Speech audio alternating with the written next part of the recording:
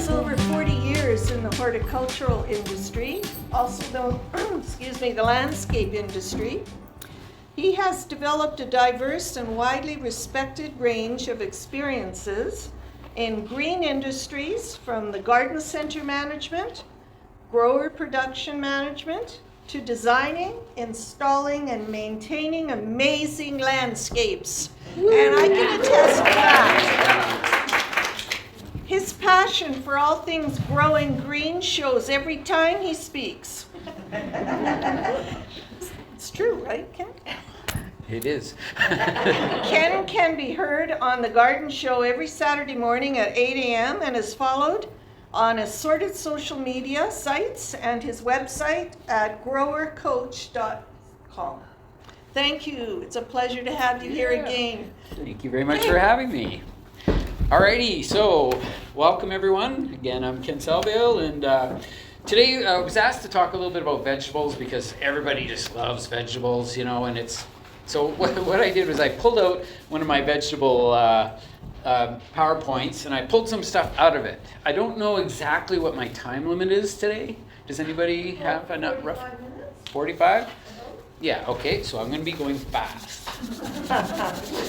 So if you have questions, just feel free to just shout out at any time. And what I'm going to do is I just want to cover all the basics of vegetable production. And I'm going to try to squeeze it in to the length of time that we have. And Yeah, a good, I was 45. thinking 45 and then 15 for questions, so That's if you want perfect. questions in the middle, you can. yeah, and so, you know, it's 58 slides, so we'll go as quick as we can. And you know, if you want me to expand on other things, some things I'm just going to zip through. I don't, can everybody see this screen? I mean, it's okay. It's a little bright in here. So, but you know, why we grow vegetables, it seems very, you know, you guys are all gardeners, so it's sort of self-explanatory, but you know, it's exercise, you know, of just the physical ability to go out and do some gardening is fabulous. Fresh air, it's therapeutic, you know, fun for all ages. There's a lot of really great reasons why people love to garden. And I find that physical ability, going out there and planting the seed and then caring for it, tending it. As with gardening, it's all about anticipation. You know, like everything that I do in gardening, it's hardly ever, even though I'm always waiting to get that beautiful, you know, flower to bloom or to pick the carrots or whatever it is, it's not really the fun part. It seems like it's the process. It's the journey, not the destination, you could say. But it's one of these things that I find with vegetables especially, at the end, of course, you do get the reward of eating it. But I just love the idea of planting the seed, growing it on, and then at the end of it, you get the reward.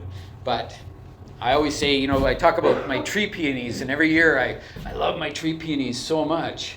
They bloom for about 4 days. But from the second, well, sometimes it's 6 days if it's really cool. So what I like is every year now they just finish blooming, and I'm ready. Okay, now what do I got to do to get for next year? Like, how is it going to be? So I took lots of pictures, you know, and away I go again. Anticipation all the way through until my 4 or 5 days next year. But with vegetable gardening, it's great. It's got so many great attributes, and the biggest thing I find is just really the flavor in the food, you know, and all the great vitamins and things. You know where it came from, right? You just know what went through the process. I really like to have control over that a certain amount. I think I'm a born scientist because I like to experiment with things. And like, what happens if I just, you know, fill this with solid manure and try to grow in that, you know? It's like, oh, that doesn't work, you know? Or solid chicken manure. I tried that one time. What was that? It doesn't work. You put the plants in, you come out the next day and they're all black. And you're like, what the heck? And then, but wow, when they do grow, stand back. I like growing corn with chicken manure. Oh. Unbelievable. 8 feet high, leaves like this wide. Any years? Oh yeah, really good. But you know, because corn is grass, so grasses really love nitrogen. And so chicken manure is very high in nitrogen. So the secret is fertile soil, of course. It's teeming with life. It's full of nutrients and minerals for the plants. You know, it's got to be full of pore spaces, and this is the thing about rototilling that, you know, everybody loves to rototill. I always say, don't rototill if you don't have to. Rototilling smashes the soil particles up, and they're so fine, it eliminates all the beautiful pore spaces that the plants love. So I often talk in my talks about the most important factor with growing any plant is that the roots breathe oxygen, so we must maintain porous soil so that the air can get in there. And of course, if you have beautiful garden soil that's full of all this nice compost that you've been building up over the years, the worms do that. They build all the air passageways that get down below. And it takes the whole year for them to get till it's just getting good by probably August and September. So it's just starting to get good then, and then what do we do? Well, the garden's done for the year, and then the next year you're rototill and smash it all to bits, and you have to wait all the way till the next August before it starts getting good. So that's the no-dig method, which everybody's moving to, it seems like.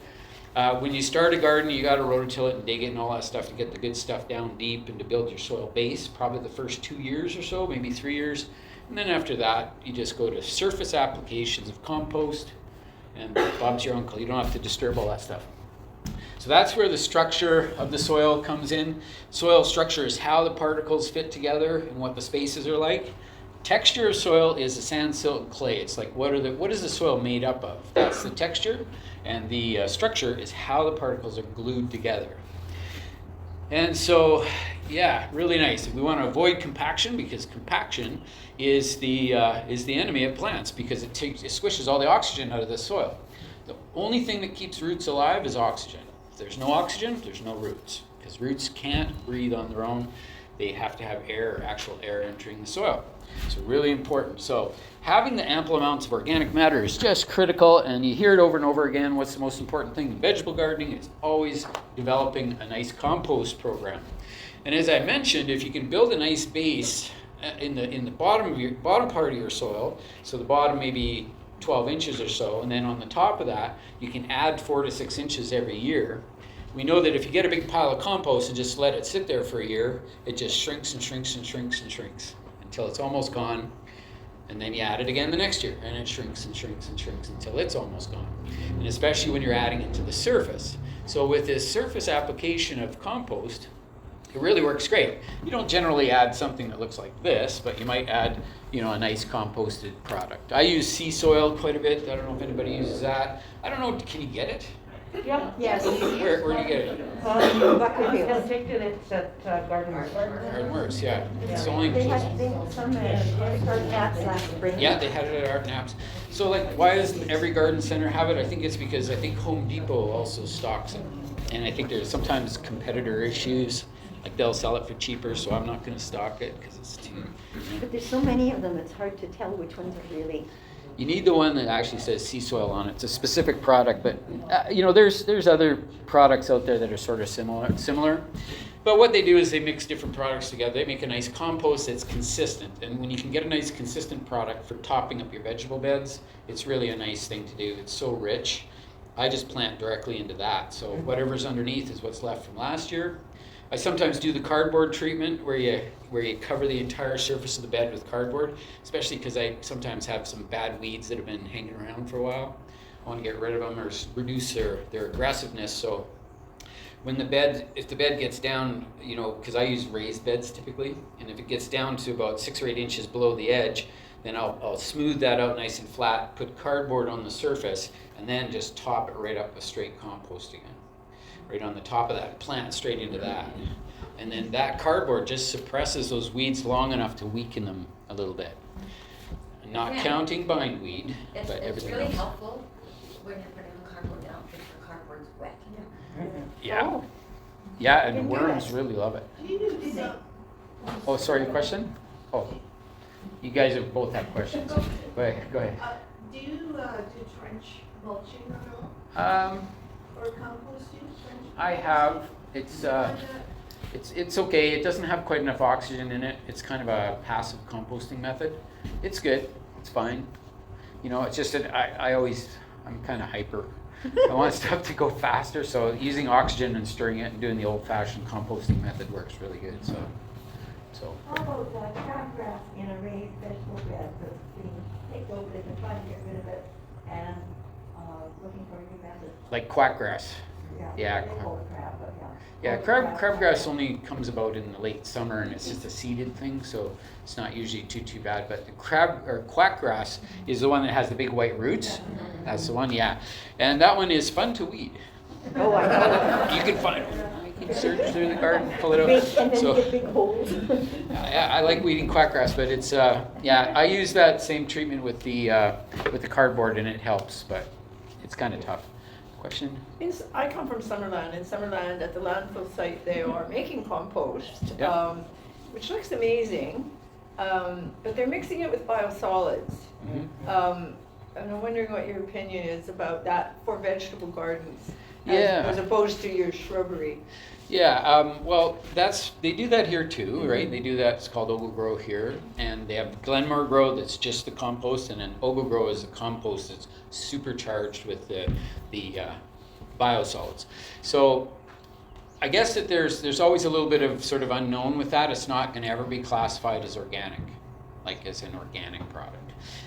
It's just, I always say it's a personal choice. When they first started making the Ogle Grow here, we got to participate in a way with the biologists who are doing the product, who are developing it and making it work. And we were one of the first places to take the first samples, because they were saying, "Oh, we want you to try this, see how good it is." You know, we were using it for planting organic or like perennial plants, nothing that had food crops. But we asked them about that, and it was kind of a little bit. They said, "Well, it's very, very carefully monitored, and they really check it." And so, from a bioorganism standpoint, there really isn't anything in there to have to worry about that way. So Henry Hoytink came out here to Kelowna. He's one of the top world experts on microbiology, and he said, "Oh, I would use that in my vegetable garden in a second." He said, "That's what I would use," but whatever, I take that with a grain of salt in a way, but he said that everything that's in there, the compost is so powerful in its ability to pull apart different chemicals and things, it breaks it down. And so there are microorganisms that do that. And an example of that is if you ever study mushrooms, like the fungus group, which is one of my passions. I love learning about fungi. And they'll actually they took a mass of waste that was mostly oil, like crude oil. And they had a big heap of it, and as a test, they would take different things, and they had all these big heaps of this oil byproduct, and it was pretty much just crude oil. And so then they started growing different things in them, and they grew different crops. Most of the crops died, but the fungi actually took over, and they were the only thing that was able to break down pure carbon into actually a viable compost. And that one bed where they did introduce the fungi, they would just introduce a bunch of different species, and I think they also just let nature take its course. That it completely decomposed the whole pile of oil down to nothing, and it started growing all kinds of different types of plants and things over about 3 years. So Is that perpetual fungi compost a good product? yeah, anything that does, like you're thinking like mushroom manure or something. Yeah, well, yeah, there's one that you get down. It's called it's called fungi compost, I think it's called. Yeah, those are when you buy mushroom manure. That's where they grow Money's mushrooms. You know, the little button mushrooms, and usually it's a horse manure sort of a combination. And then they'll use it for a period of time, and then once the mushroom has taken everything out of it, and mushrooms don't grow anymore, they take it out and they just break it down and package it and sell it to people as mushroom manure. So it's a combination. It's mostly some straw broken down, composted with horse manure. So the thing with horse manure is that you have to be careful where it comes from. I don't know where they get it from, but most horses and pastures, it's fairly heavily sprayed with products like what do they call it, Grazon, which is a herbicide that kills noxious weeds. And so you have to be careful with horse manure, especially in vegetable gardens. But you know right away, because if they eat that Grazon, it doesn't hurt the horse, but it goes right through them and into the manure. Then the manure now has a herbicide in it. So you can tell, you put it in the garden and things start growing weird, and the leaves change shapes, and you get all these really weird, funky things going on. And I've seen it a lot. And then how you know it's not a virus or a disease or anything, because it affects all different species of plants. See, if it was only on the cucumbers, you could say, well, it's a disease of cucumbers. But if it's on the cucumbers and the tomatoes and it's on everything, well, it's a physical thing, it's a chemical. Was that true for the commercial stuff too in the bag? Well, that's a good question. I don't know. And I also think that through the composting process, that may be completely broken down. So time is an important factor in all that stuff. So I don't really know the answer to that. But the soils are alive, really important. They are alive with all kinds of microorganisms, and they say 1 cubic meter of soil has billions of bacteria in it, which is, it could be closer to 100 billion. Hundreds of thousands of protozoas, 5 million nematodes, 100,000 mites, 50,000 springtails, 10,000 rotifers, the 5,000 tardigrades, which are my favorite little guys. Right. They're a little microscopic thing that looks, they call them soil bears or something like that. And they've got like eight legs, but they walk upright, and they've got these fat little stubby legs. And they're the weirdest looking little guys, and they run around, but they break down compost really nicely. Yeah, you can look it up, tardigrades. It's a really cool insect. Insects, not an insect. Who knows what it is? Microorganism. So all kinds of assorted insects, all kinds of different things. It's loaded, right? And there's, so the soil is a living thing. It's just alive, and that's really what is really important. They always say, especially with little kids, you let the kids go out and they eat soil and eat worms and all that stuff, and that's how they build their immune system and their digestive system for their whole life, right? So you gotta let the kids play in the dirt and eat whatever they want to eat. It doesn't really matter, because they'll do it anyway. They'll be eating beetles. Can you buy those beasts from my compost? You'll have them already. They show up automatically. The trick is you gotta have, for sure. You gotta have an electron microscope, I think, to have a look. Get a really powerful microscope and look at your compost. I think you'll be amazed at how the entire thing is moving. But it's really important, and that's why, again, when people consume them, they know now that your gut bacteria is an extension of your brain. So the brain tissue and your gut tissues are the same, and they are interconnected. So they're changing. All of modern medicine now is changing over to be based around gut bacteria. So it's really a fun thing. I love learning about that too. The University of California, that's where you find out about that. They've got the entire wing of the university just focused on gut bacteria. And they're curing all kinds of things, even some types of autism, like MS, and all kinds of really major diseases they're finding associated with that. So anyway, super cool, but where do you get your gut bacteria from? Mm-hmm. That's right, from the garden, of course. So vermicomposting is, of course, just the use of worms, and worms are awesome. Now there's a big controversy over worms, because now there's no worms in North America naturally. They all come in from other countries. Question? Just a quick question. If you'll be touching on biochar at all? I've heard some good things about it. Yeah, I can talk about biochar for sure. And some sorts of things. Yeah, I'll touch a little bit on that. John, isn't there one worm and it was found in BC, just one? I'm not sure. I thought it was. It could be. Yeah. It could be. It's a weird family, like Yeah. worms. God, there's thousands of different families.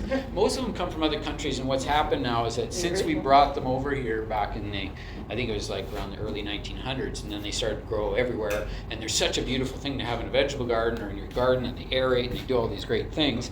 Unfortunately, they've escaped into the wild now, and now all the forests of northern Canada are now being heavily impacted by worms. But that's And the earthworm, isn't it? Yeah, they've altered the natural biome, I guess you'd call it. It's just everything has changed, so the forests are no longer thriving due to the worms. So they're an invasive species. Who'd have thunk it, right?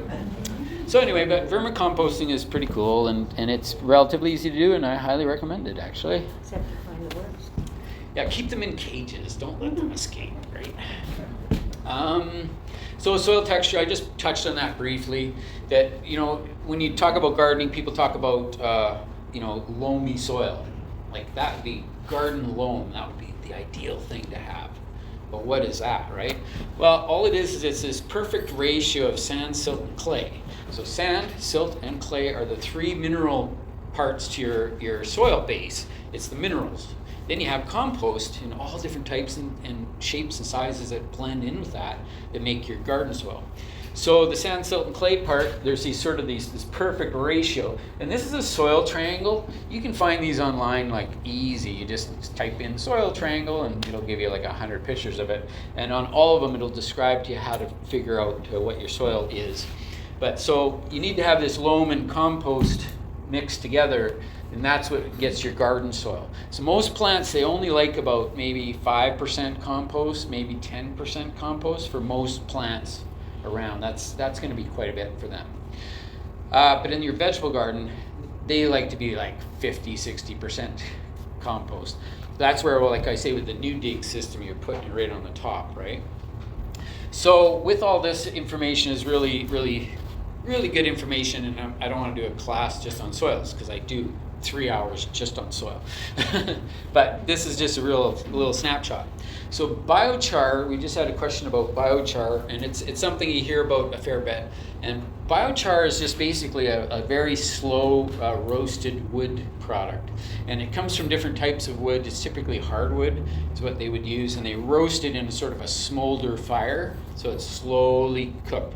There's a recipe to how to produce it, but what they're making is charcoal. But it's not just a regular charcoal, it's a charcoal that's produced through this particular series of events. So you end up with this charcoal product, and what it basically is it's the equivalency of like clay. So if you had clay in your garden, which is one of the best things for plants, because clay has these microscopic little particles that attract nutrients and things, and the nutrients become glued to the clay particles. And so having a certain amount of clay in your soil is just ideal. Like having up to about 10% pure clay in your soil would be perfect. Maybe more, 20%. It's just a fascinating thing. Over the years I've found in huge sandy areas, I would find a big blob of clay that got mixed into it. And guess where all the plant roots are? Wrapped around that blob of clay like it's candy, you know, and it is. It's full of nutrients. So what would be the purpose of having this product that man can create and have it put into gardens? Well, it's specifically created for sandy soils. So this particular product has what's called buffering. So this thing I just said about clay is clay has buffering.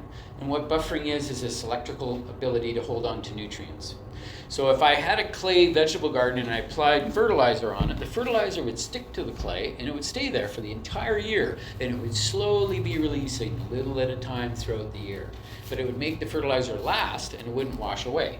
So if I had a big field of sandy soil somewhere and it's like, oh, it's all sand. Well, how am I ever going to, what should I do? Should I start bringing in sand, silt, and clay and trying to build a loamy soil? Well, how about if we just buy a couple truckloads of biochar and mix that in? It's nice and light and fluffy. It's easy to spread. You can apply it. You can till it in, whatever you want to do. And the biochar product really does that, is it holds onto nutrients in that sandy soil. So whereas normally the sand would just wash away and you'd never be able to keep a nutrient level up. So that's what it's used for, is holding nutrients in soil. And it doesn't do like, if you added clay to the sand, you get cement. So you use the bio. Clay is a challenge. For humans to manipulate clay is difficult.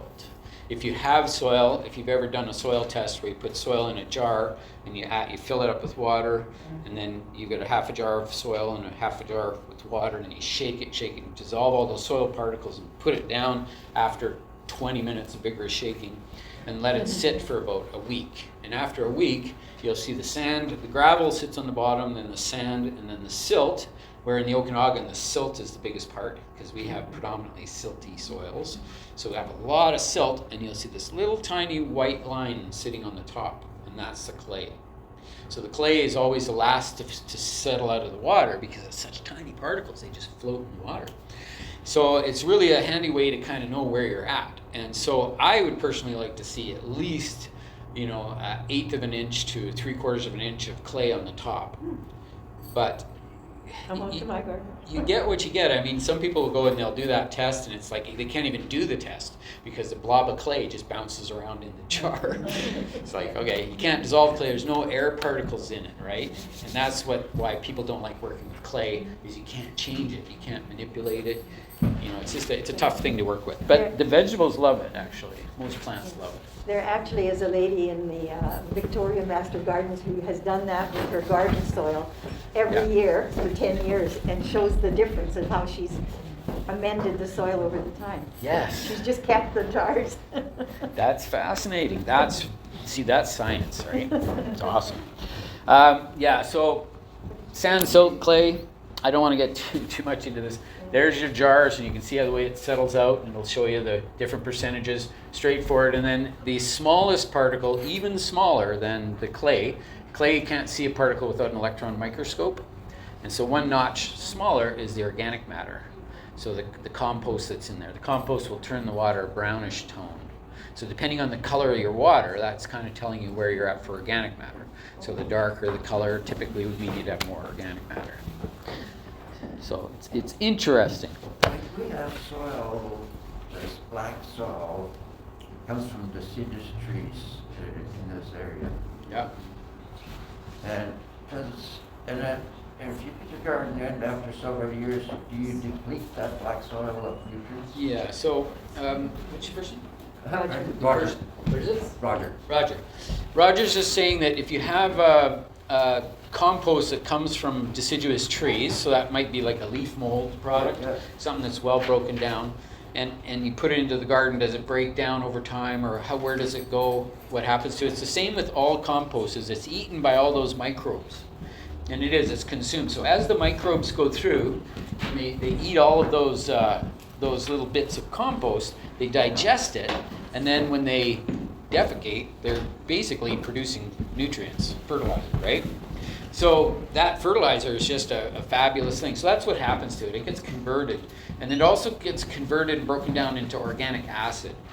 So organic acid, anybody who's been to any of my talks, I always say organic acid, that's where it's at, right? So that's when you get humus, the pure organic matter, and it leaches out this black sort of ooze. And if you checked it and tested the pH of it with a pH meter, it would show it's very acidic. And the reason it's acidic, it's full of organic acid.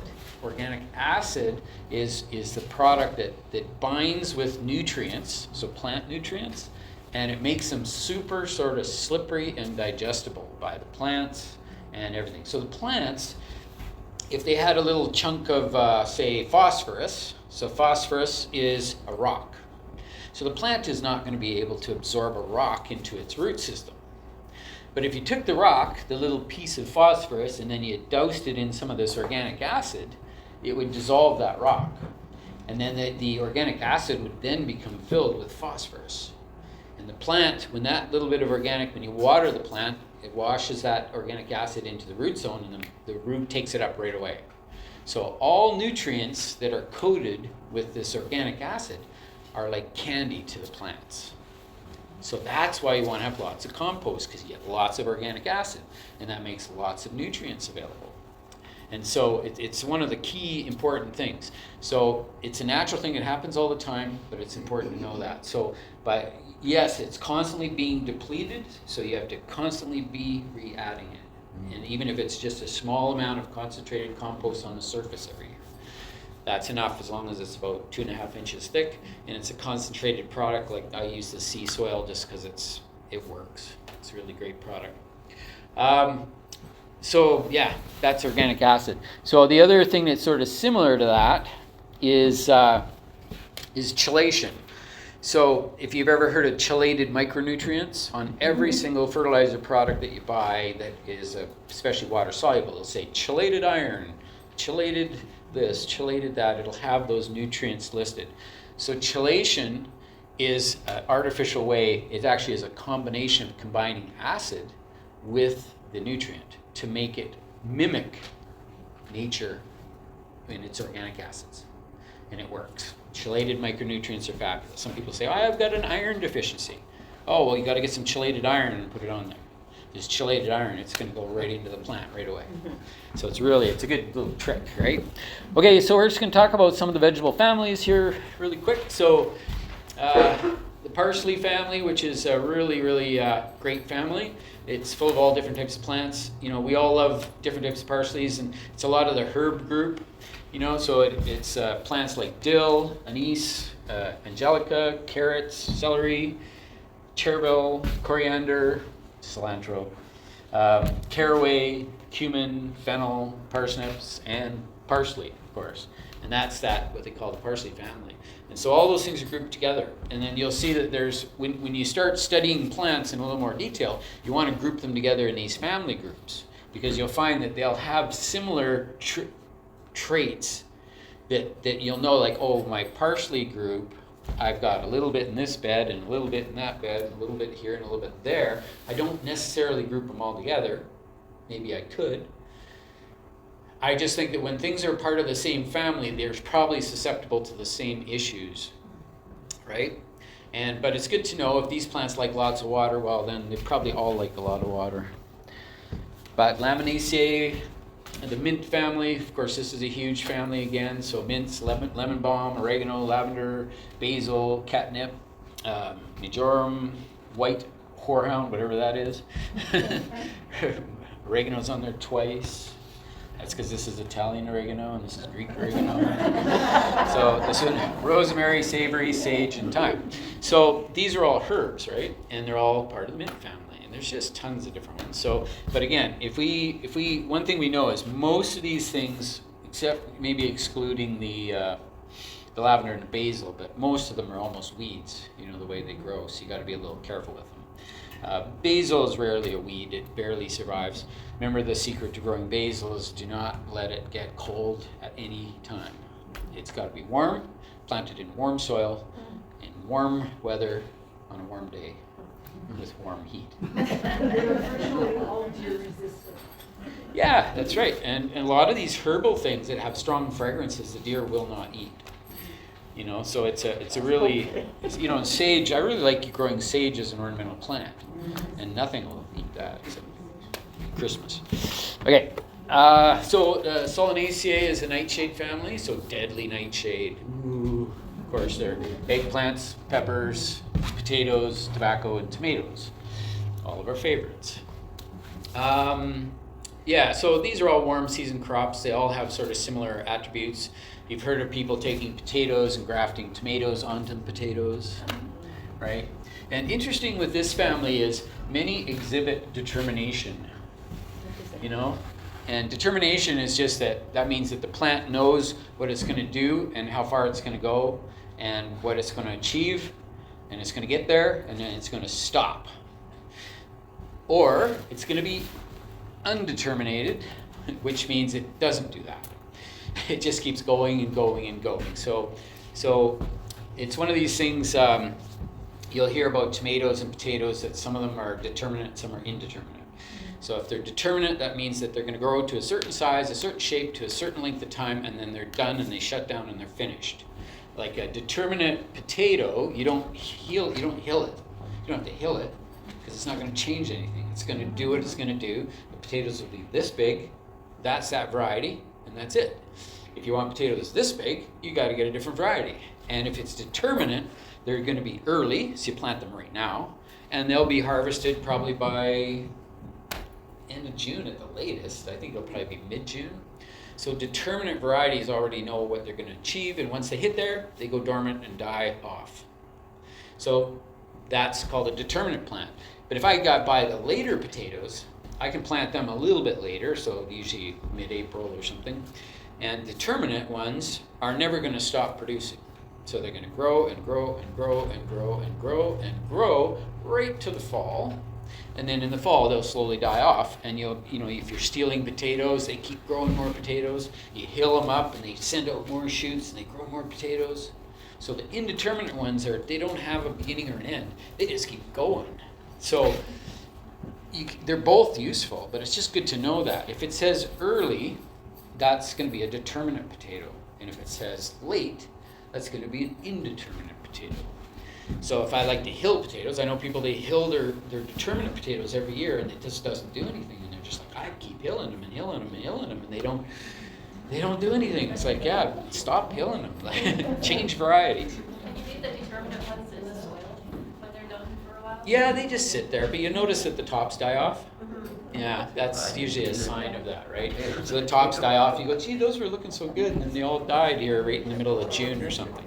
And sure, they're there and they're safe, and you can dig them up later. Yeah. So same with, again, potatoes. Potatoes will do that. You can get them growing and growing and growing, and some of those are some of the bigger ones too. And I kind of like the determinate potatoes when you like a nice medium size, and you can buy that one, and they'll all be the same size. And who really likes this? The determinate ones are all the potato growers, because they want to sell a product. It's all uniform, easy to ship. They all come ripe at the same time. Like, what a beautiful thing for a farmer, right?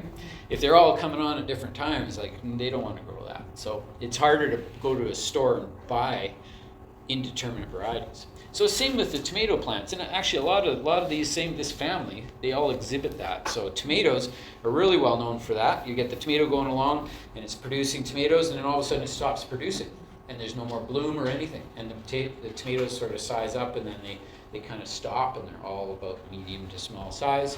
And then we start getting calls. My tomato's not blooming anymore. Like, what's going on?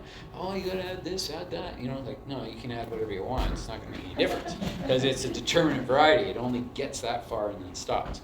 But if I want those big ones, the beefsteaks and stuff, they're indeterminate, right? They just grow and grow and grow, and you're picking them right through to the bitter end. At the end of the season, you pick all the green ones and wash them and put them in boxes, and they slowly ripen up over the winter, right? So all the tomatoes, I never really had a use for those determinate tomatoes because I don't want it to end. I just want it to go. And so, probably just knowing that is hopefully helpful, that you know that you want to do a little research on your varieties when you're choosing them, right? Is it fair to say that the bush tomatoes are all determinate and the staging ones are indeterminate? That sounds right, I'd say, pretty close. But again, you got to read up on it. One of my favorite ones is it gets to be a huge bush, and it's indeterminate, but it's Cosmonaut Volkov. Did you ever hear of that one? Cosmonaut Volkov? It's a Russian variety. Really good. It's a medium to large fruit, just so sweet, tangy. Do the seed packagers put this information on their package? I don't know. I don't think so. I don't think they write it on. They don't want anybody to know. But you also had only bell peppers on there. What about the other kind of the hot peppers? Hot peppers. Well, it's all about this days to harvest. So remember that when you're doing your veggies, you sort them by days to harvest. I did a video and it was called Sorting Your Seeds. And so I was taking out anything that took over like 100 days to harvest, like hot peppers. They're often around 100 days. Okay. So I got to think that through. Okay, well, when do I want to get them started if I want them to be done by the end of August, right? So what I do is I would say I want all my cold crops separated. So I take anything that will grow in freezing conditions. So there's just tons of them. Like there's lots of things that like to grow cold. All the brassicas, all the cabbage family, they want to freeze at night. So you sort those all out, and then you find these things like hot peppers. So hot peppers, I have a friend who grows hot peppers, and he says he starts them always the last week of January every year. And he gets them started, and he's got grow lights going, and he has to keep them in the house all the way to the middle of May at least, right? Because most of these don't like to be outside in the cold. You actually can pot up your peppers at the end of the year. Yes. Because they're not an annual. They're perennial. Yeah. And then you've got a well-established plant. Yeah, so it's a very interesting fact with most peppers are perennials. So that means that they'll go right through the winter. They're not hardy perennials. They're classified as a tender perennial. So you can dig them up. I'm growing all my peppers in pots.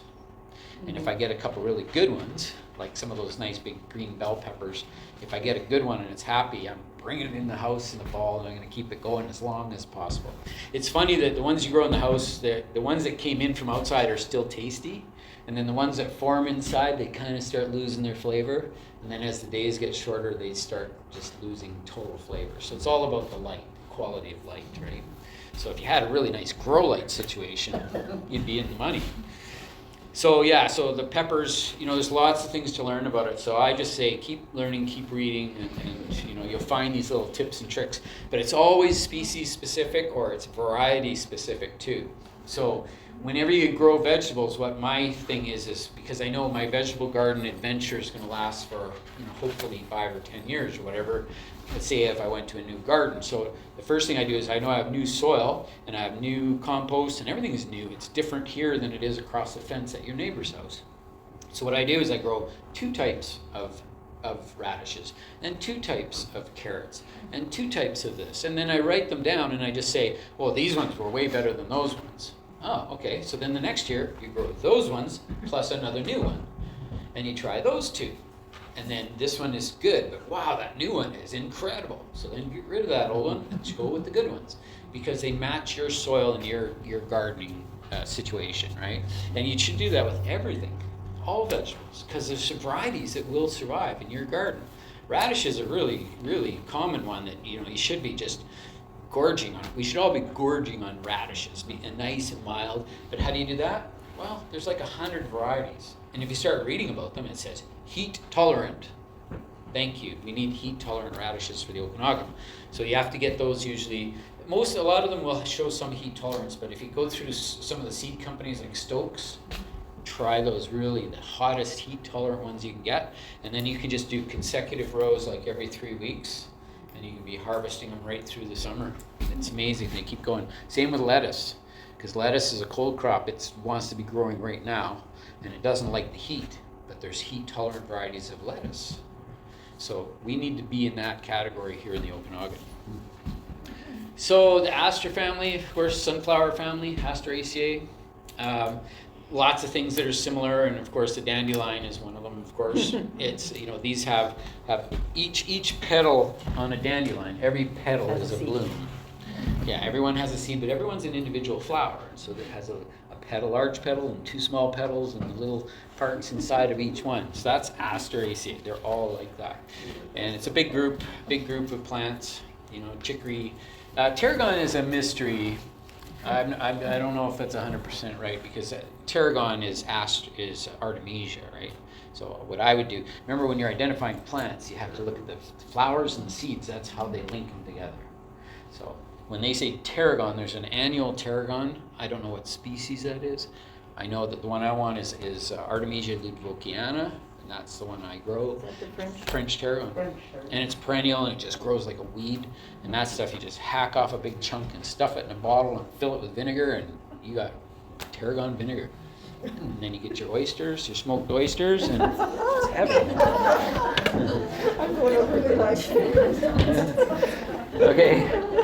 So anyway, it's a big group. The biggest group, I think, is the brassicas, you know, because it has this huge influence on humans, really. But these are all pretty much all cold crops. And remember, there's cold crops, C-O-L-E, and then there's cold crops. Well, cold crops are brassicas. And they're typically brassicas like canola, where we get oil from, right? So these are the upright types of brassicas that are grown. They're seeded, and then they just come up like weeds. They are a weed. They grow everywhere. And they all have the same flower. Like, I'm surprised they don't have a picture of the flower in there. That's the identifying trait, is all those brassicas have that little bunch of little yellow flowers, a mustard weed, right? Little yellow flowers on the end of it. I guess they call it a raceme. So,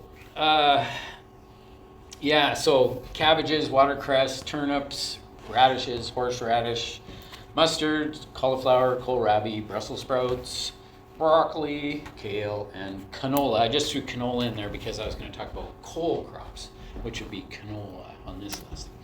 And cold crops are all of these too, because they all like to grow in the cold. And so I could have planted them at the beginning of March this year, and they would have been just fine. What we tend to do is to keep the bugs down. That's why you start them indoors. You get them germinated, and as soon as they're up and about an inch or two high, you got to cool them down, start putting them outside, get them used to the real world, and then after about a week or so, just plant them straight in the garden. They don't need any protection of any kind. So that's why I like cold crops, and I like cold crops on my salad, I guess. I don't really like canola oil, but that's the way I go. The lily family, so these are the bulbs, plants that have bulbs. Liliaceae, garlic, asparagus, chives, shallots, onions, and leeks. And, you know, they're all different. Garlic you plant in Thanksgiving and you harvest it in July. I'm doing actually my onions now. I'm seeding them. Last year I tried on August 1st, and that was pretty successful. So they all came back this spring.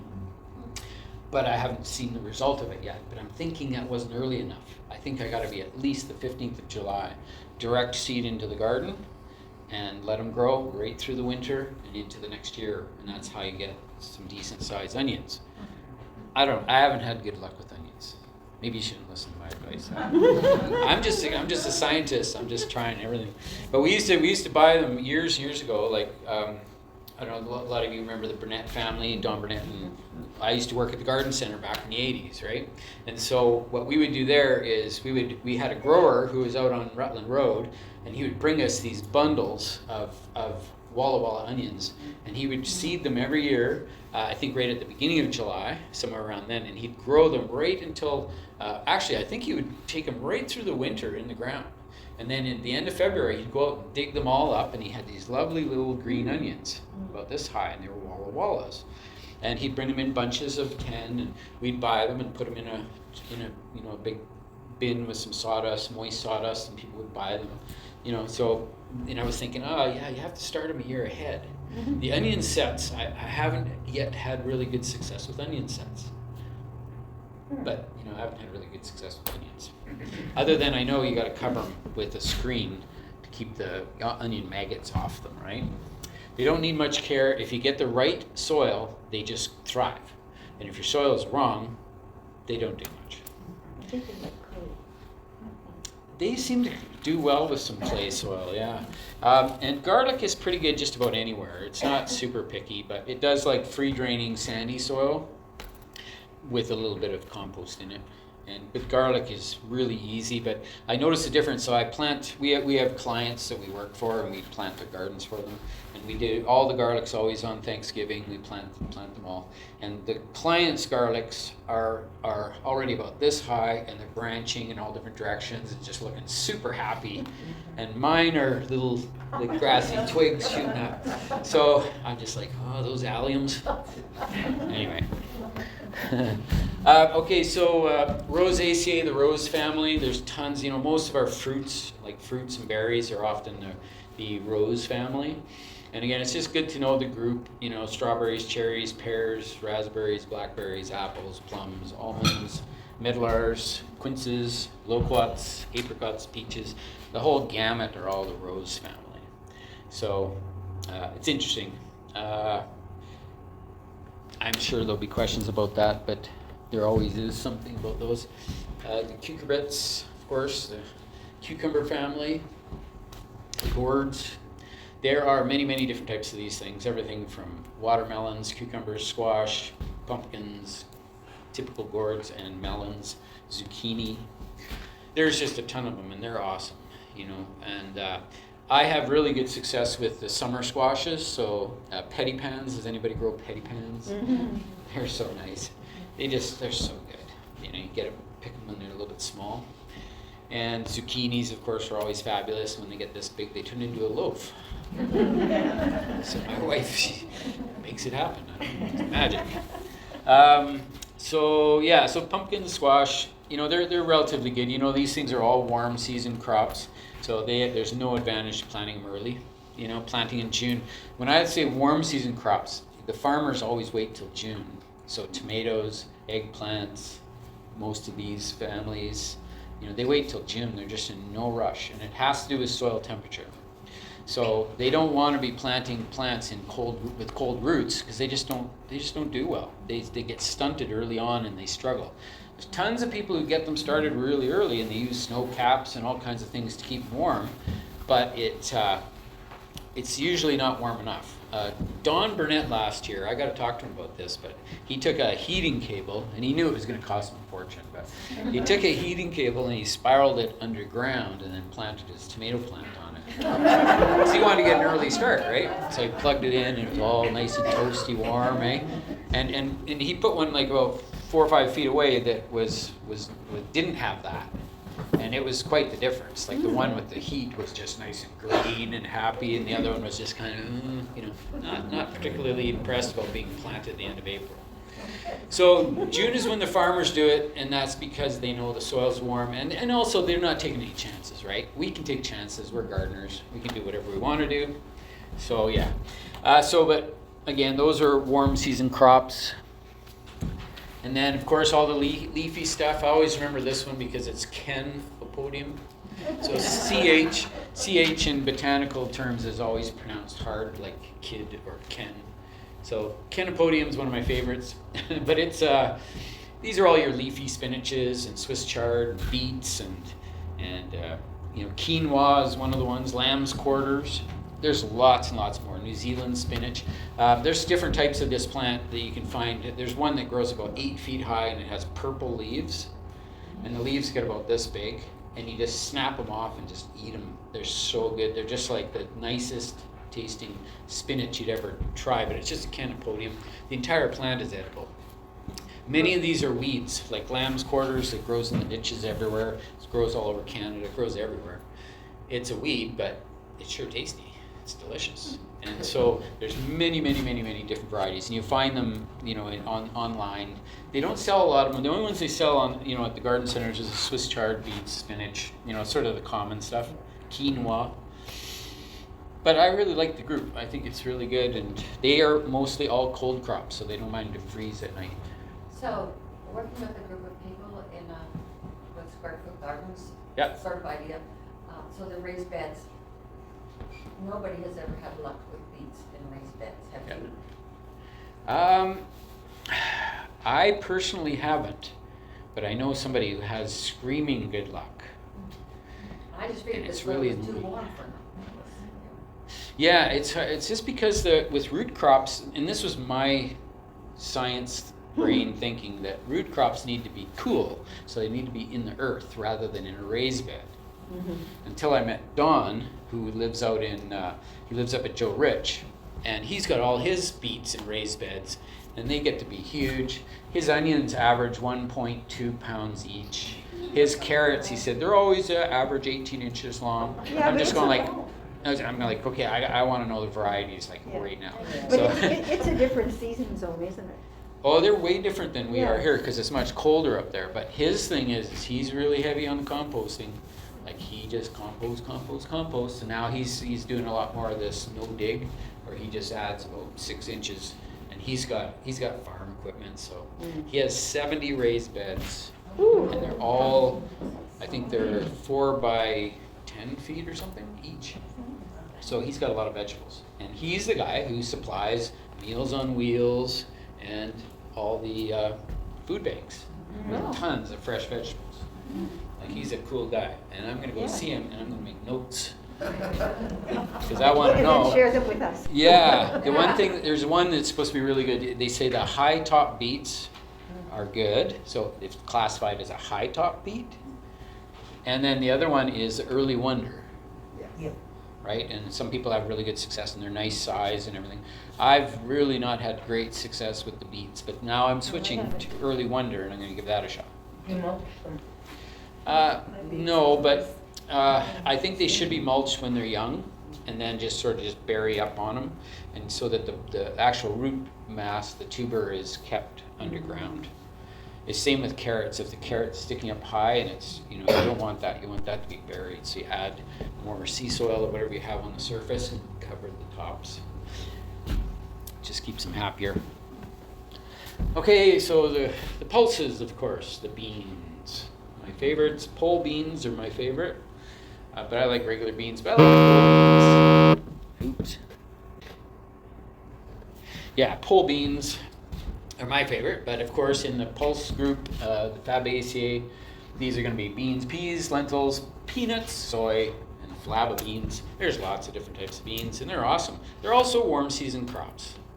I'm really going to get into growing peanuts because I had some fresh grown peanuts, and you boil them, and they're so delicious compared to ones you buy like in a bag that are like 7 years old.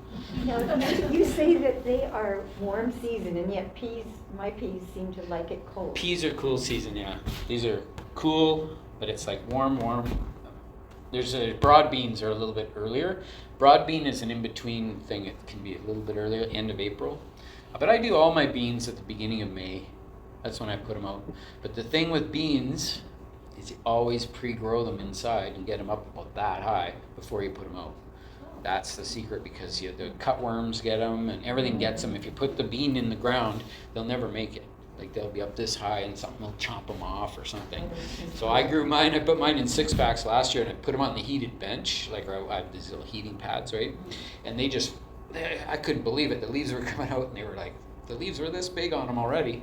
And within about probably 2 to 3 weeks, they were this high, and they had big leaves on them, and the stems were huge. And I was just like, this is the way to grow beans for sure. And then when I put those outside, they didn't look back. They're just like, thank you, see ya, I'll catch you later. And up they went. Get them air circulation, like from a fan, or? Well, when you grow any seedlings indoors, it's nice to have a little bit of air movement. I'm not having success with scarlet runner beans. I'm not getting flowers on them and everything. Yeah, They're high and it's full sun, hot. Pretty much, but Yeah. maybe could be more sun, but I'm not getting enough flowers and. Could be that, but get them started indoors early. Like I do, right now is when you start tomato plants. There's no need to go any earlier. And my beans, I start generally about, probably on that third week of April, something like that. And get them going indoors and get them up and growing, and then put them in like a little 6-pack or something. You can just pop them out and put them in the ground. And they'll take off. But if you have some branches, some trees, you can relieve their duties so that you get more sunlight on them. Because it's funny how plants, they sort of have a minimum that makes them bloom. But also remember that beans are temperature crazy. Okay, if the temperature changes, they stop doing everything when it comes to reproduction. So when the temperatures are cool, when I started mine really early, it's just exactly what I just said, right? And then they took off right away, and within no time they were like up to 6 feet high on the pole beans, and then they were flowering and doing their thing. Well, that was the beginning of June. And they're being happy, and I got my first beans, and then that big heat wave hit. Everything. When that hit, that's it, beans shut down. They're like, I'm not gonna produce anything. They back away. The flowers still bloom, but they just fall off when it's too hot, right? Well, they don't get fertilized either because it's too hot for them. The bees don't even want to come out. So the whole time they're kind of hanging in there, but they're not really. They're growing and whatnot. And I give them lots of water. They have an automated system that drips on them.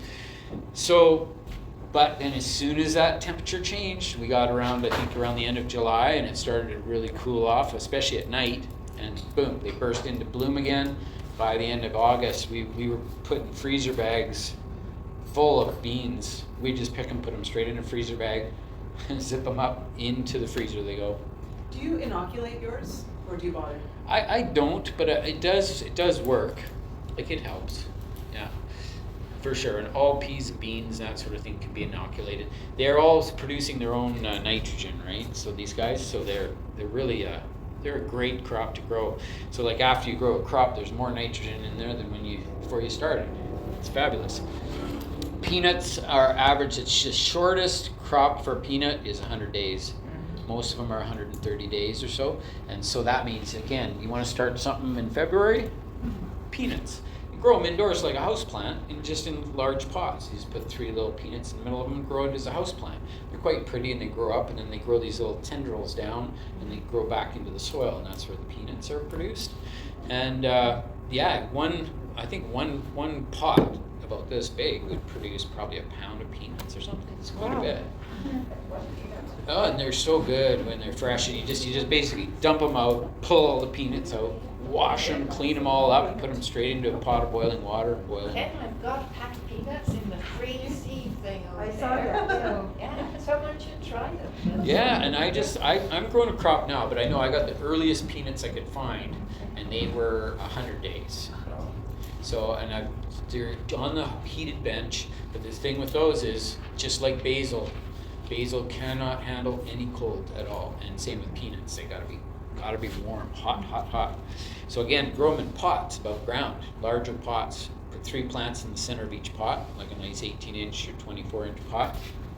Just let them go, and then in the fall, they'll be producing like crazy. Now you just kind of dry them out a bit towards the end of the season. They don't like to be soggy wet. So beans, great, fabulous. Poaceae, of course, that's the grass family, so like your lawn. Many different things, but you got corn, rice, wild rice, wheat, barley, oats. These are all your grains, millet, sugarcane, sorghum. So the other thing with these guys is the other part you don't see is the palm trees and bamboo, of course, which are also grass families. Palm trees are kind of cool because they're just so big, and you don't think of them as being a grass family, but they're pretty cool. But corn is, it's a great thing, and they change up if they cross-pollinate. So the few varieties of corn that you would grow, you typically only grow one variety in that spot, because you're actually harvesting the seed itself. You've heard of people, they say, oh, I grew a squash and it turned out to be a different squash or something, but it doesn't. That's what it was to start with. A squash, if you got cross-pollination, the seeds in the squash would change, but the squash would be the same. But if you tried to grow those seeds the next year, it would be a different squash. Same with the corn, but in corn you're actually eating the seeds, so they are affected by cross-pollination.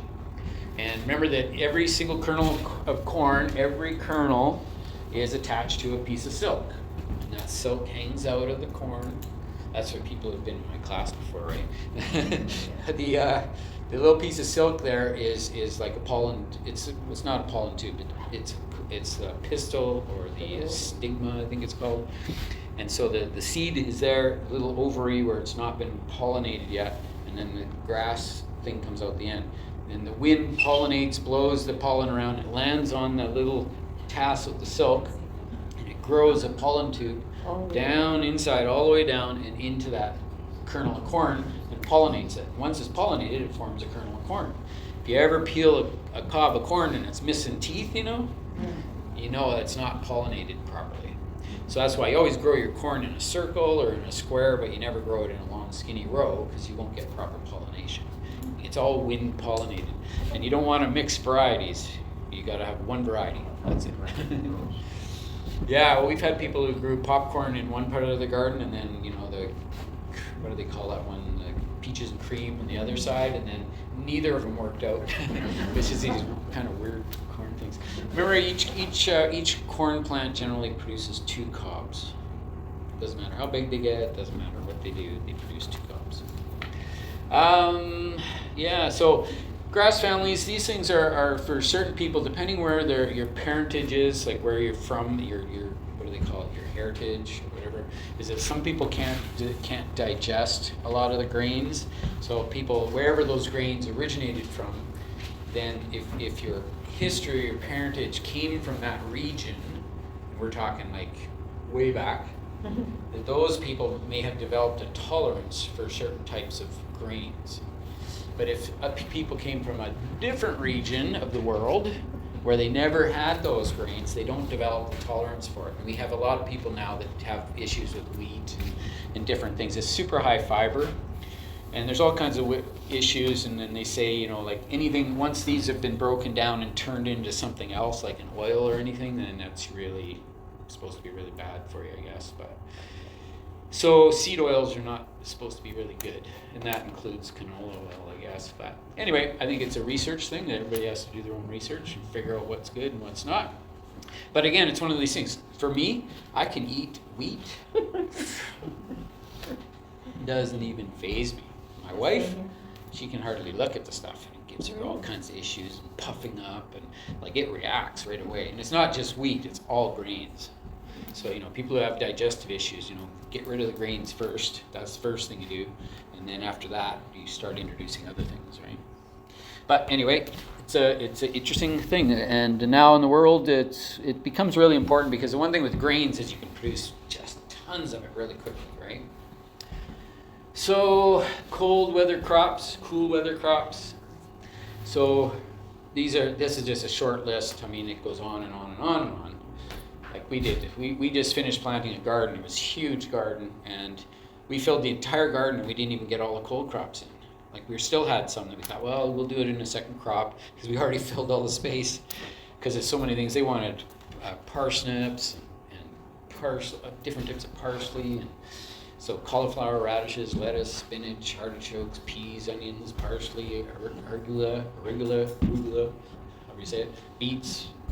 Broccoli, which is all the cabbage family, cilantro, you got to get it in right now. Like it's you only get it for a certain time, and then it's done for the year. It doesn't like the heat of the Okanagan. Collards, which again is another brassica. Carrots are good. Chard, any of that. We just talked about a bunch of that stuff, and it was really, there's just tons of things that are good. So the in-between crops, remember I was saying the broad beans are sort of an in-between crop, so you can get them out fairly early. It's just for getting them started.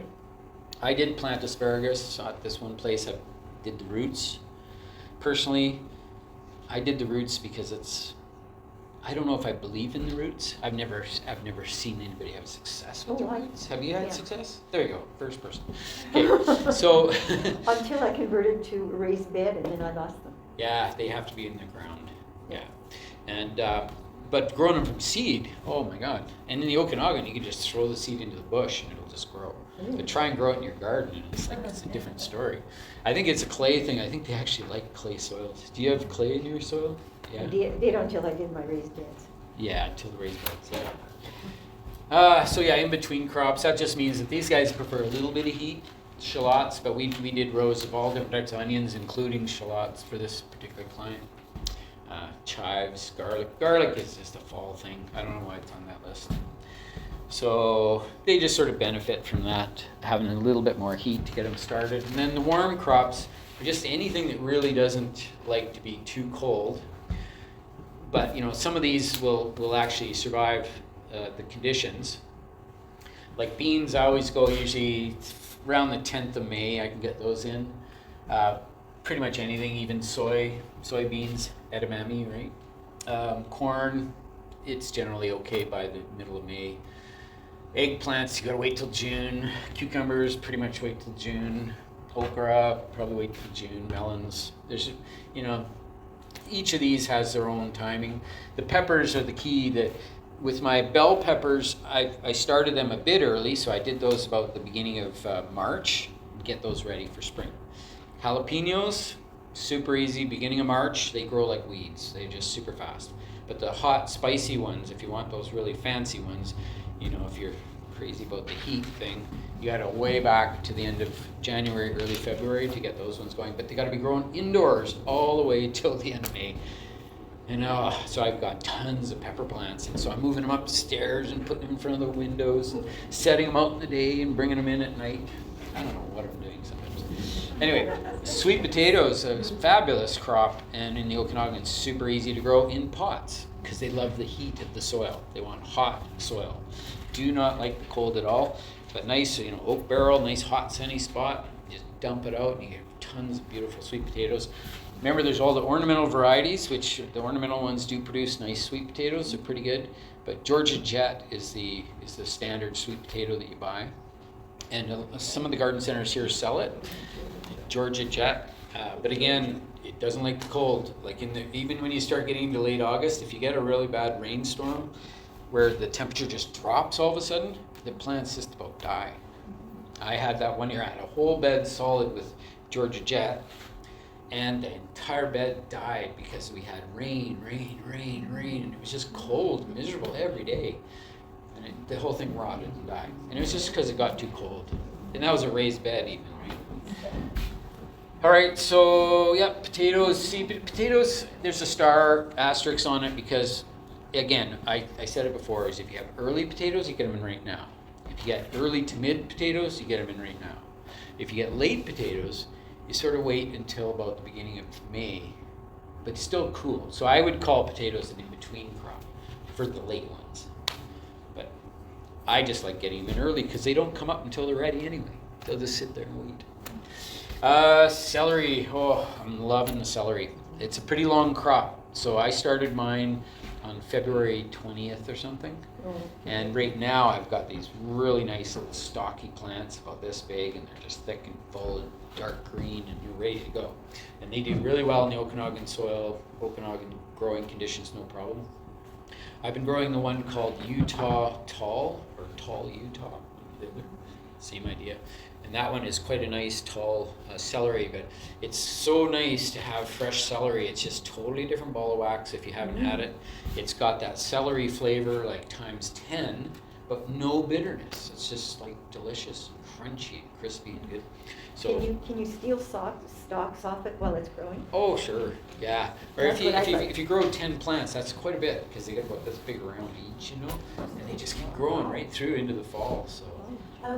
And I grew celery last year, it was absolutely amazing. But I wanted them to grow kind of in a more controlled stalk. And I heard that you can grow them in a sleeve, you can put like a sleeve or something. But when would you do that? Or You have have you to- had any experience with that? You have to do it early in the meaning probably around early July. Really nasty going on. As soon as you can get it, as soon as the plant starts sizing up, actually, because you got to be able to get it over it. Yeah. And I'm not sure what the process is. You almost need something that you can pull up a bit. Yeah. So bury it a bit deep to start with, and then kind of tug it upright. But remember that they usually just bury them. The ones you buy commercially that are white on the bottom, they just bury them. They hill them up. But the variety is what makes them grow this way or that way. Yeah. So some are known to be narrow. Can you tie them? Just tie them? I think it's worth a try. Yeah, I You would know, with one maybe. I would use a little strap, you know, like an inch wide strap with a, I don't know. I often, Try milk cartons. milk cartons Milk, maybe. you know, just cut them low. Maybe they'll come and out just- square. Yeah. That's worth more money. They have square watermelons Like that are melons. worth a fortune. I did it with 2-liter milk cartons and just cut the tops up and I opened one side so I could open it up, put it around the celery. I tied it up with nylon stockings. My husband was mortified. Yeah. Ah, there you go. Beautiful. Great idea. Yeah, so I was less concerned. I was just thinking like, oh, wouldn't it be great to have some fresh celery? And then, Oh, yeah. oh my God, I had so much celery. We were cutting, you know, we would cut like bundles of celery and bring it in and chop it all up. We dried jars and jars and jars of dried celery. We froze some of it, and we just had tons of it. And then when we went into winter, there were still like 5 plants we never even harvested. And they just died in the garden. I felt so bad about it. You know, I was thinking, oh, this celery's going. But it was one of these things that again about 100 days really, maybe 90. So they 90 should be days. started already. Yeah. Or if you start them now, just do the math. You know, you could probably get them by September. It's just, you know, we were harvesting last year. I think by around beginning of August, we were starting to. I didn't want to cut them too soon, so I wanted to make sure they were, you know, had all the growth they could get. So yeah, pretty fun. So protecting your crop is the next thing. How am I doing for time? That's almost noon. It's almost noon. Is that good or bad? Oh, I've lost track. Oh, you guys want to eat it? You want to eat at noon, probably. Just really quick on protecting your crop. So fencing, obviously, and netting. This the little birds. Just a little blackbird. I think it's called a house sparrow, and it's got a dash above its eye. They come in. Oh, I hate them. They come in and they eat off all the vegetables because they're vegetarians, right? That's all they eat is fresh shoots. So I had to put the chicken one. No, the quail get blamed for it. It's not the quail. They're like cranes. They do have a crown sparrow. The ones with the white. Oh, yeah. They Well, they have a little black sort of a dash over their eye. But you got to use a chicken wire for them to get them started. Again, another reason why I start them indoors before I put them out. Because when they're bigger, the sooner they get stems and start doing their thing, the less insects and birds will want to eat them. I have the deers. The deer will do it. Yeah, deer are excellent to eat. These are, the insect screen I think is the way to go. For anything, especially spinach or things that get like leaf miners and stuff, it's just put some insect screen over it, and it's nice if you put a little cover, a little hoop or something. We're gardeners, we just improvise, right? Just improvise. But the screening is surprisingly expensive. I don't know if you've tried to buy it, but if you want a decent sized chunk, it's over $100. Like just for a piece, like from here to the table, about 6 feet wide, would probably be $125, $130. But once you have it, it lasts for years and years. Then you cut it to the size you need, right? And then you have to buy another one because you don't have enough. So yeah, gardening is not cheap, but we're not doing it to save money. Well, we might be now. I don't know. So cold frames are awesome. They're just the way to go for getting stuff started really early. Again, all those cold crops, like just unbelievable. All those things just grow. Cabbages are so much fun to grow because they get so big so fast, but they hog all the space. So that's why I quit growing them, is just because I don't want to give up a 3-foot space for a single plant. And I have to share it with the loopers. So, cultivating and watering, just remember the watering is really, there's your canola crop. It's really, the thing with watering is that whenever you water, you're fertilizing, right? So all those organic acids are dissolving nutrients and everything, and then the soil's drying out. Then you give it a good flush, and you wash all the nutrients into the root system so the plant can uptake those nutrients. No water, no nutrients. So when you're watering, it's like you're fertilizing. So when you water well, and then you just let it dry slightly between waterings. Many crops that have a high percentage of water in them, like cucumbers and that sort of thing, are sensitive to drying out. If you let them wilt even just one time, those fruits are often bitter. So it's got to be pretty consistent. And that's where I try to rig up something automated, because sometimes it'll be like Monday, and then I'll just blink, and it'll be Friday, and I'll be going like, what? Oh, I haven't even been to the garden. And you go up there, everything's growing. It's nice when it's automated if you can. Or your wife or husband does it. Okay, next one is, more on watering. Same sort of thing, water deeply, but just not all the time. Remember I was saying about how roots breathe oxygen? So important that you let the water go through. When you water, the water trickles down through the pores, because we're not over-tilling. The water trickles down and it sucks fresh oxygen in behind it. It creates a percolation effect or a vacuum effect. It sucks in fresh air, gets those things going. So water in the morning is generally better. Evenings would be the second best time. But you know what? If it's like cooking hot out and your plants are wilting, you water them. Hot or not, because there's a myth, that you can't spray a plant down with water in the sunshine. It's like, well, if that was the truth, every plant on earth would be crispy, because it's often raining when it's sunny out. Often, I remember lots of times, and I don't see the whole city going crispy. Just, no, it doesn't do that. It's because people don't water, and then it dries out, and then the tips of the leaves go crispy. So you're better to water and not worry about it. Spraying a plant with water in the heat is the best thing it can do. Best thing you can do. Plant just loves it. They're mostly made of water, so they're not going to dislike that. So, bunch more information. So, seed viability test. A lot of people do tests. Very simple. Always work with 10 seeds at a time. It's going to give you a direct percentage. 10 seeds. You germinate them. They all grow 100%. 2 of them don't grow. It's 80%. It's very easy to get a percentage. You can plant them. You can put them in moist paper towel. I used to float them in the water, and then the ones that sink are viable, and the ones that float are not. Except there are seeds that float. An example is cilantro. They don't sink. And I had some, and I soaked them in water, and like 20% of them sunk, and the rest all floated. And I thought, well, I'll leave it for a couple days. A couple days later, they're all exactly the same.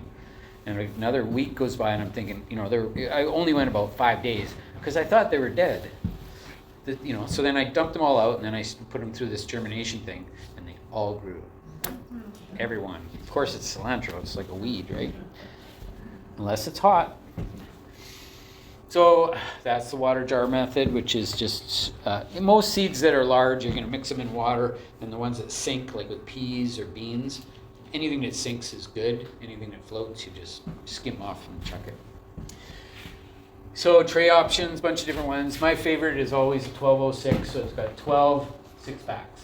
So that's how they name them, either 1206s, or 606s, or 1204s, or 3201s, and 32 1-packs. Using the heated pads, like I use these things, just makes all the difference in the world when you're germinating seeds. And like zinnias, oh my God, do they come up fast. I think we put them down one day, and the next morning we got up and the whole tray was germinated. Wow. I was just like, oh, I love zinnias. So many reasons to grow zinnias. Growing calendars, you should always work from some sort of a growing calendar. And then what you do is you edit it to what you think. So if you're good with spreadsheets, you can use an Excel spreadsheet and copy one of these, like just take the time and write it out, and it'll tell you. These are available, just go to Google and Google seeding schedule or something, and it'll give you 10,000 of them. And you pick one that you think is about right for your area. Actually, West Coast Seeds has one for the interior. Yes, West Coast Seeds, excellent source. Yeah, and it's a good way to start for sure. It may vary a little bit again, like if you're up at Joe Rich or down by the lake or on a sunny side or on a cool side, it might vary a little bit. So that's why I like to convert it into an Excel spreadsheet, so I can just tweak it a little bit. Germination tips, got a whole bunch of them. Just remember, I'd say the key thing with germinating, especially on these heated pads, is that when they germinate and grow, as soon as they're up and growing, and literally like 75% of them are germinated, get them off the heat. Unless it's basil or peanuts, which they don't like to even come off the heat. But most plants, it's just going to push them. And all you're doing is you just want to get them germinated. As soon as the leaves are open, take them off the heat. get them back to reality, because they really bump quick. Install a clear cover over them. This is all just really basic stuff for germination that stimulates them. I use saran wrap or like kitchen wrap. So I'll do a tray up, sit it on, plant all my seeds in. I dibble the holes. That means put a dent in the surface. When we used to grow at greenhouses, we always had dibble boards, and the dibble board would fit every different type of flat. So we'd have a whole wall of different dibble boards for different flats. So each crop had a different size pot. And we would just grab the appropriate dibble board. We'd get somebody filling flats, pushing it down. We'd dibble the whole flat, push it down. Someone would put the plants in or seed them, and off they go into the greenhouse to grow. And the number of seeds per hole is variable for each plant. So like some plants, like maybe like romaine lettuce, you might want to try to get to one plant per hole, just so you can get a really nice looking romaine rather than having a bunch of them. So it's the dibble the surface thing. So when I dibble the holes, and then I just drop the seeds in there, and then depending on the type of plant, I might want 5 seeds in each one, or I might only want 1 or 2. Make sure that everyone is going to grow. But I don't bury them unless they're a larger seed. So anything that's what I call small would be sort of the size of a radish seed, is about it's less than 1/8 of an inch, like a 1/16 of an inch or something. And then I just drop that in the hole and I don't bury it. And then I moisten it before I dibble it. So when I fill the flat, and then I moisten the whole flat, and then I dibble it, and then I seed it. And if it's a seed that I don't want to cover, so small seeds have to have light to germinate. So small seeds go in, and I just use a misting bottle, and I mist it, put it down, and then it'll germinate within 10 days. And I just give a little misting once in a while, and it looks like it's drying out. That nice little protective little dibble mark is perfect because it slows the air circulation and it keeps it nice and humid in there. So those seeds will just germinate like crazy. So if it's a bigger seed, they sometimes like a bit more moisture, and it sometimes speeds them up because they're buried and completely soaked with moisture, right? Bigger seeds have thicker skins, and you got to get the water through them. So bigger seeds are usually ones you soak before you seed them. It's a size thing. So yeah, and having lots of light. Why do seedlings stretch? Sometimes it's pushing them too fast from underneath with too much heat. It's typically, though, it's the color of the light spectrum that causes them to stretch. So far red light, which is natural in nature, is at a certain percentage. And far red light is in a certain percentage outdoors, and it's just a type of light. Plants use far red light to know which direction to grow. They kind of like to aim at the light. Like phototropism, they'll follow the sun as it moves. And so they identify that as a sort of a directional thing. With in any of these grow lights that you buy, especially if they're incandescent bulbs, they're going to have a predominantly far red light. All incandescent bulbs, so indoor light bulbs. Now we don't have as many as we used to. We switched to fluorescent or to LED. They're better, but they're not necessarily great. So far red light causes the seedlings to stretch.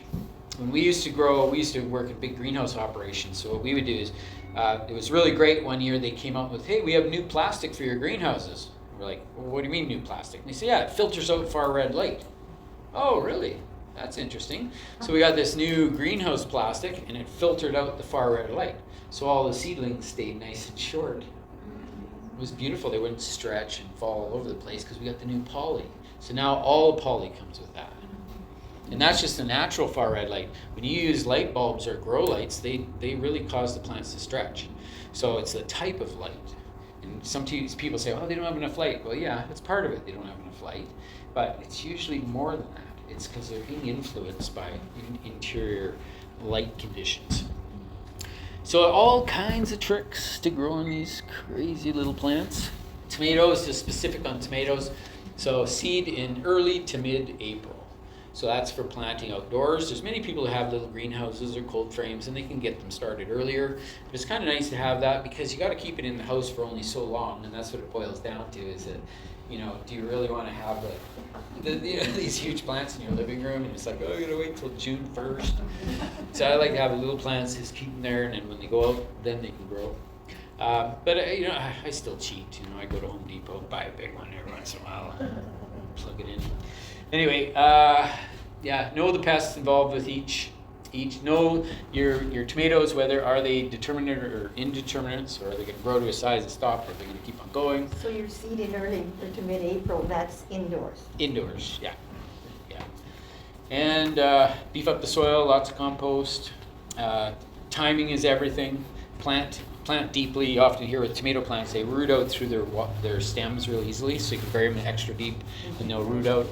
I don't know, I do that sometimes if they're kind of stretchy, but plant deeply, water deeply, fertilize, and they love the warm temperatures. So the key with tomatoes in production, we used to grow tomatoes in hothouses, right? So when you grow tomatoes in hothouses, you got a thermostat, and you open the book that says how to grow hothouse tomatoes, and the very first thing it says is in order to have fruiting crops, your nighttime temperature must be set at 14 degrees Celsius. Some varieties, they say, this is a hotter variety, 16 degrees Celsius nighttime. So they need a cool evening, cool night. Well, just see what we get in Kelowna. Like, I don't look at daytime temperatures, I only look at nighttime temperatures. So nighttime temperatures are there's some seasons, because I've always known those temperatures because I used to grow tomatoes in hothouses. But there was a whole year we had just a few years ago, we never had a night that was above about 12 the whole year. And I was thinking, well, no wonder I'm not getting the tomatoes the way I usually do. They're okay, but they're not great. And so it's nice to have those warm nights. So an interesting fact about tomatoes, though, that I learned on a whole course on bees, Yep. is that the bees have to come to the blossom and they sing to it in the key of C, which causes the blossom to open so they can pollinate it. Isn't that unique? That is fascinating. So that's why I sing it in the garden, bring your guitar. As long as it's in the key of C. There has to be bees around. Yeah, it's good to have some bees. Anyway, I could go on and on and on, but I know we have to finish up so you guys can continue on. And yeah, so thank you very much, everyone.